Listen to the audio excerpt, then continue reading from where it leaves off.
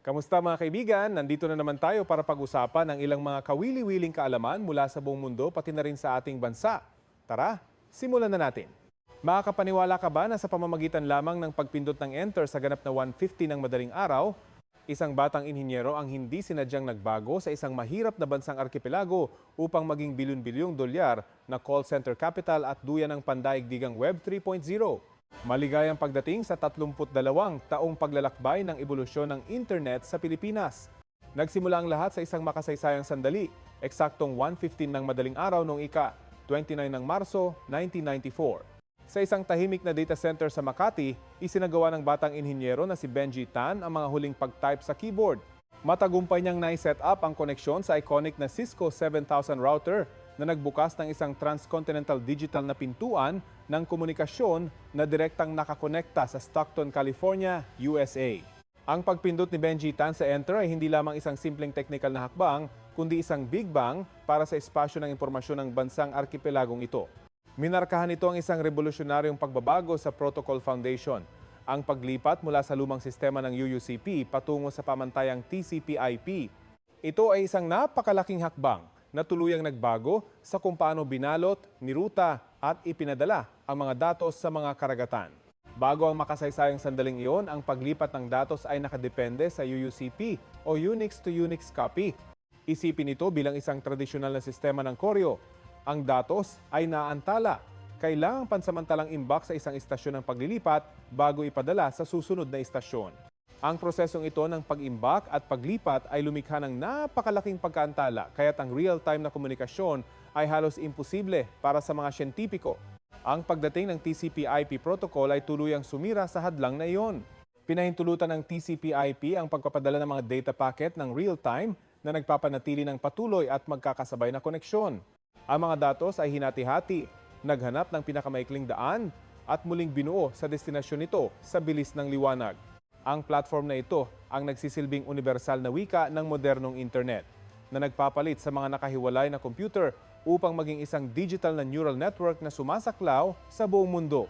Gayunpaman, kung babalikan natin ang mga pangunahing teknikal na detalye noong mga unang araw, makikita natin ang nakakagulat na kababaan nito.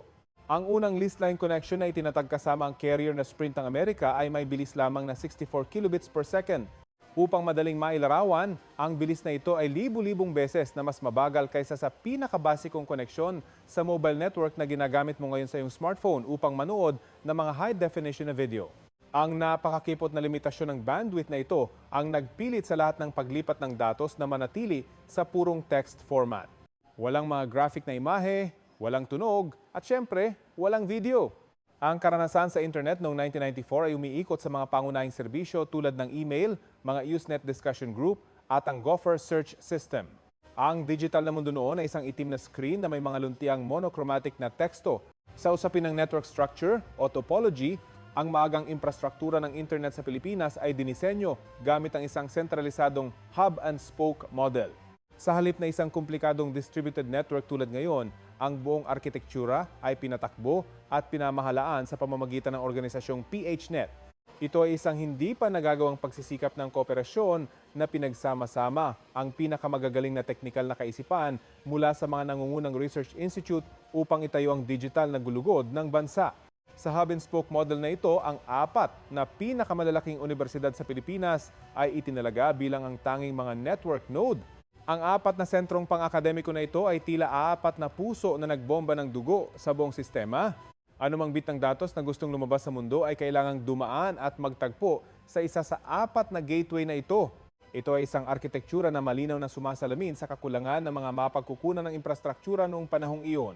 Ang pangunahing function ng apat na university node na ito ay mangolekta ng datos mula sa mga pasilidad sa pananaliksik at edukasyon sa buong bansa, isynchronize ang mga ito, at pagkatapos ay export sa makipot na 64 kilobit na linya patungo sa ibang bansa. Ang prosesong ito ay nangangailangan ng maayos na koordinasyon at napakahigpit na paglalaan ng bandwidth. Ang bawat byte ng datos na ipinadala ay may malaking halagang pang-akademiko, maingat na pinili at binigyan ng pinakamataas na posibleng prioridad. Kaya anong siyentipikong motibasyon ang nagtulak sa bansang ito na mamuhunan sa gayong napakamahal at komplikadong sistema? Ang pangunahin at pinakamataas na layunin ay ang pagnanais na sirain ang heograpikal na paghihiwalay. Kailangan ng Pilipinas ang isang kasangkapan para i-synchronize ang kaalaman, i-update ang mga siyentipikong dokumento at ang mga pinakabagong pananaliksik ng real-time kasama ang akademikong komunidad at mga nangungunang research institute sa buong mundo nang hindi na pag-iiwanan. Gayunpaman, ang kanilang ambisyon na makarating sa mas malawak na mundo ay nahaharap sa malalaking pisikal na hadlang. Ang pinakamalaking hadlang ay ang mismong geograpikal na katangian ng pagiging arkipelago. Dahil sa geograpikal na istruktura nito na may higit sa 7,000 malalaki at maliliit na isla na nakakalat sa gitna ng karagatan, ang pagtatatag ng isang pisikal na network ng koneksyon ay isang mahirap na problema.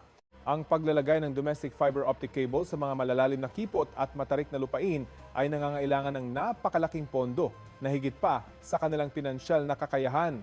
Dahil hindi sila makaasa sa domestic fiber optics, ang maagang network ay labis na umasa sa mga satellite link. Ang mga datos ay kailangang ipadala sa kalawakan, maabot ang mga geostationary satellite bago bumalik sa lupa. Ang paglalakbay na ito ng 10,000 kilometro ay lumikha ng napakataas na physical delay o latency. Bawat pag-type sa keyboard ay nangangailangan ng ilang segundong paghihintay para makatanggap ng tugon mula sa server na matatagpuan sa kabilang bahagi ng mundo. Bukod sa mga satellite link, ang pangalawang linya ng depensa ay ang mga internasyonal na submarine cable na direktang nakakonekta sa USA. Bagamat mas matatag kaysa sa satellite, ang mga operating at subscription cost para sa mga maagang submarine cable na ito ay napakalaki na lumikha ng mabigat na pasaning pinansyal para sa mga organisasyon ng pananaliksik. Ang internet noon ay parang isang marangyang yaman na maingat na sinusukat bawat kilobyte upang ma-optimize ang gastos sa pagpapatakbo ng sistema. Hindi lamang humarap sa mga pisikal na hadlang, ang lipunan ng Pilipinas noong dekada 90 ay humarap din sa isang mas malaking hadlang, ang digital divide. Sa madaling araw ng internet era, ang internet ay hindi isang pampublikong serbisyo. Ito ay tinuring bilang isang ganap na akademikong pribilehiyo na eksklusibo lamang sa mga technology elite, mga siyentipiko, mga propesor at mga mag-aaral sa mga nangungunang universidad sa bansa. Upang makakonekta, kailangan ng mga gumagamit ng napakamahal na personal computer system at malalaking dial-up modem na may nakakabinging tunog ng koneksyon. Bukod pa rito, ang hadlang sa kasanayan ang tunay na hamon. Wala kang magandang graphical interface, walang mouse na ikiklik. Ang lahat ng operasyon ay kailangan gawin sa pamamagitan ng command line interface na nag-oobliga sa mga gumagamit na kabisaduhin ang mga komplikadong syntax. Pagpasok sa taong 2000 at 2010s, nasaksihan natin ang isang sumasabog na ebolusyon ng infrastruktura na nagmamarka ng isang turning point sa digital na ekonomiya ng bansa. Ang susi sa transformasyong ito ay ang estratehiya ng deep sea fiber optic infrastructure. Salamat sa mga macroeconomic policy na naglalayong isa pribado at palayain ang telecommunications market, pumasok ang napakalaking pamumuhunan, winasak ang monopolyo at isinulong ang matinding kompetisyon sa pagitan ng mga internet service provider. Ang sistema ng submarine communications cables ay pinalawak sa napakabilis na paraan. Ang malalaking armored fiber optic cable ay inilatag sa ilalim ng karagatan, direktang kumokonekta sa Pilipinas patungo sa mga malalaking data centers sa North America at Asia. Ang pag-upgrade na ito sa pisikal na infrastruktura ay tuluyang lumutas sa bottleneck, lubos na nagpababa sa signal delay at nagpalaki ng kapasidad ng bandwidth ng libu-libong beses kumpara sa dati. Ang pagbabagong ito sa infrastruktura ng telekomunikasyon ay hindi lamang may kahulugang teknolohikal, kundi lumikha rin ito ng malaking epekto sa ekonomiya. Ang high-speed fiber optic network ang naging pangunahing gulugod, ang perpektong launchpad para itayo at palaguin ng Pilipinas ang industriya ng business process outsourcing, BPO at call center. Mula sa pagiging isang bansang kumokonsumo ng teknolohiya, nagsimula silang mag-export ng mga digital na serbisyo sa buong mundo ng malawakan. Ang industriya ng BPO ay mabilis na naging isang makinang gumagawa ng pera na nagkakahalaga ng 10-10 bilyong dolyar. Sa pamamagitan ng lubos na paggamit sa bentahin ito sa mga manggagawang matatas sa Ingles na sinamahan ng 24 Limon 7 na pandaigdigang koneksyon sa fiber optic, ang Pilipinas ay umangat upang maging call center capital ng mundo. Daan-daang libong bagong trabaho ang nalikha at ang pambansang istrukturang pang-ekonomiya ay muling hinubog dahil sa mga fiber optic data stream na ito. Gayunpaman, ang malalim na digital integration ay nagdala rin ng mga hindi inaasahang panganib. Noong Mayo ng taong 2000, isang makasaysayang butas sa cybersecurity ang lumitaw na nyanig ang buong mundo ng teknolohiya. Ang kainosentehan sa sistema ng seguridad noong mga unang yugto, kasabay ng kakulangan ng mga legal na regulasyon patungkol sa cyberspace, ay lumikha ng isang nakamamatay na kahinaan. Mula mismo sa bansang arkipelagong ito, isang digital na bagyo ang nabuo. Ito ay ang pag-usbong ng supercomputer virus na pinangalan ng I Love You. Nagbalat kayo bilang isang love letter na ipinadala sa pamamagitan ng email. Lubusang sinamantala ng nakakahamak na code na ito ang mga kahinaan ng operating system at ang kuryosidad ng tao. Sa loob lamang ng ilang oras, ang I Love You virus ay kumalat sa nakakatakot na bilis automatikong kinokopya ang sarili at nahawaan ang 10-10 milyong personal computer system, mga negosyo at maging ang mga ahensya ng gobyerno sa buong mundo.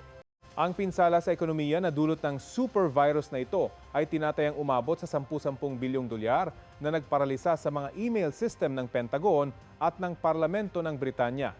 Ang nakakagulat na kaganapang ito ay isang malakas na sampal sa pagiging kampante ng industriya ng teknolohiya. Ibinunyag nito ang pagiging marupok ng pandaigdigang infrastruktura ng internet at kasabay nito, pinilit ang gobyerno ng Pilipinas na harapin ang isang hindi pa nagagawang krisis sa batas dahil ang mga umiiral na batas noon ay hindi maaaring magparusa sa nagpakalat ng malware. Ang kinalabasan ng insidenteng I Love You ay naging isang malakas na catalyst na nagpilit sa bansa na muling buuin ang lahat ng data encryption standards at itayo muli ang defense system. Agad na ipinasa ng gobyerno ang E-Commerce Act na nagtatag ng unang legal na pundasyon para sa cybersecurity. Mula sa isang nakamamatay na kahinaan, natutunan nila ang isang napakahalagang aral, unti-unting bumuo ng isang digital ecosystem na mas ligtas at mas matatag laban sa mga panganib. Ngayon, tingnan natin ang kasalukuyang sitwasyon pagkatapos ng 33 taon ng pagunlad ang digital technology landscape ng Pilipinas sa taong 2026. Ang problema sa heograpiya ng arkipelago na minsang nagpasakit sa ulo ng mga naunang network engineer ay malugod na nalutas sa isang kahanga-hangang paraan. Ang pagpapatag ng heograpiya ay naisakatuparan sa pamamagitan ng malakas na pag-usbong ng wireless technology na nagbigay daan upang ang pinakamalayong mga isla ay makakonekta sa mundo sa isang kisap mata. Ang paglaganap ng ika-4 at ika-5 henerasyon ng mobile broadband networks o 4G at 5G ay tuluyang pumalit sa mabagal na dial-up at lumang copper cable ADSL network. Ang mga telecommunication cell tower ay sumibol saan man, mula sa mga abalang lungsod hanggang sa mga liblib na lalawigan. Ang mga radio wave ay humabi ng isang hindi nakikitang net na sumasaklaw sa buong teritoryo, lubusang lumulutas sa problema ng pisikal na koneksyon ng isang bansang pinaghihiwalay ng karagatan. Kasabay ng pag-upgrade ng infrastruktura ay isang malaking pagbabago sa pag-uugali ng mga gumagamit mula sa tahimik na panahon ng Web 1.0 patungo sa posisyon bilang isang social media superpower. Kung noong 1994 ang pag-download ng isang teksto gamit ang 64 kilobit na linya ay isang himala, ngayon, ang mga gumagamit sa Pilipinas ay kumokonsumo ng milyon-milyong oras ng high-definition video ng real-time araw-araw. Isang malaking quantum leap sa kakayahan sa pagproseso at pagpapadala ng datos. Patuloy na ipinapakita ng pandaigdigang istatistika ang isang nakakagulat na katotohanan.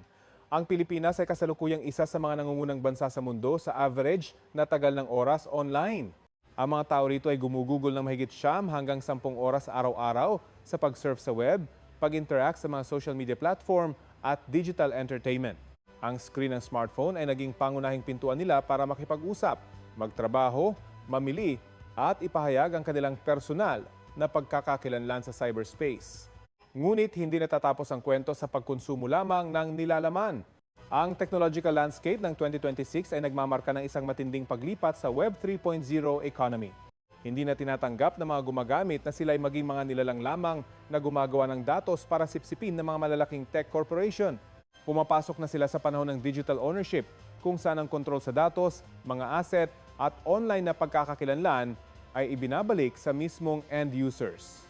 Ang pinakamalinaw na pagpapahayag ng pagbabagong ito ay ang pagsabog ng mga e-wallet platform gaya ng GCash. Ang mga financial technology app na ito ay nakapasok na sa bawat sulok ng pamumuhay, mula sa pagbabayad ng mga bill, pamimili sa supermarket, hanggang sa paglipat ng maliliit na halaga ng pera. Ang GCash ay lumikha ng isang komprehensibong revolusyong pinansyal na tumutulong sa milyon-milyong mamamayan na dati ay walang bank account na makakuha ng access sa mga digital economy service. Bukod sa mga e-wallet, ang malawakang aplikasyon ng mga blockchain technology ay muling humuhubog sa istruktura ng microeconomy. Ang Pilipinas ay naging isang napakalaking testing center para sa mga decentralized financial model. Tinitiyak ng mga naka-encrypt na smart contract ang ganap na transparency, inaalis ang mga abalang middlemen at pinapababa ang mga transaction cost na nagbubukas ng mga bagong oportunidad sa negosyo para sa kahit na pinakamaliliit na negosyo sa merkado. Sa partikular, ang pag-usbong ng GameFi sector o paglalaro na sinamahan ng pananalapi ay lumikha ng isang hindi pa nagagawang pagkahumaling. Pinapayagan ng mga blockchain-based na laro ang mga manlalaro na kumita ng cryptocurrency sa pamamagitan ng pagkumpleto ng mga misyon at pagtitrade ng mga virtual item. Para sa maraming Pilipino, ang GameFi ay hindi lamang isang anyo ng libangan, kundi naging isang mahalagang alternatibong mapagkukunan ng kita, lalo na sa mga panahon ng pagbabago-bago sa ekonomiya. Ang micropayment ecosystem na sinusuportahan ng cryptocurrency ay nagpapalabo sa mga tradisyonal na hangganan sa pananalapi. Sino mang may smartphone at internet connection ay maaaring lumahok sa pandaigdigang financial market. Ang pagsasama ng high-speed 5G mobile networks at ng decentralized architecture ng Web 3.0 ay lumilikha ng isang hindi pa nagagawang puwersa na ginagawang totoong digital asset investor sa mga magsasaka o mga ride-hailing driver. Bilang pagbubuod, ang nakalipas na 32 taon ay hindi lamang isang pagbabago sa aspeto ng mga device o bilis ng koneksyon. Ito ay isang dakilang paglalakbay ng ebolusyon, isang proseso ng pagbabago sa genetic na istruktura ng lipunan sa pamamagitan ng kapangyarihan ng information technology. Mula sa mga tuyong command line sa isang malamig na server room, inabot ng internet ang mga digital na galamay nito na bumaon ng malalim sa bawat aspeto ng pang-ekonomiya, pampolitika at kultural na pamumuhay ng bansang arkipelago. Ang posisyon ng Pilipinas sa Global Digitization Map ngayon ay ang pinakamalinaw na patunay sa kapangyarihan ng koneksyon. Hindi na sila isang bansa na nasa gilid ng mundo ng teknolohiya, kundi naging isang hindi mapaghihiwalay na bahagi ng digital na nervous system ng sangkatauhan. Naririyan pa rin ang mga hamon sa seguridad at sa digital divide, ngunit ang matibay na pundasyon ng infrastruktura at ang bukas na kaisipan sa mga bagong teknolohiya ang magiging susi upang patuloy nilang masakop ang mga bagong rurok. Maraming salamat sa inyong pagsama kay Kio sa espesyal na episode na ito sa Kawili-Wiling Kaalaman. Huwag kalimutang mag-subscribe sa channel upang hindi ninyo palagpasin ang mga susunod na kapanapanabik na siyentipikong pagsusurit. Paalam at hanggang sa muli nating pagkikita sa walang hanggang paglalakbay ng pagtuklas ng kaalaman sa digital era.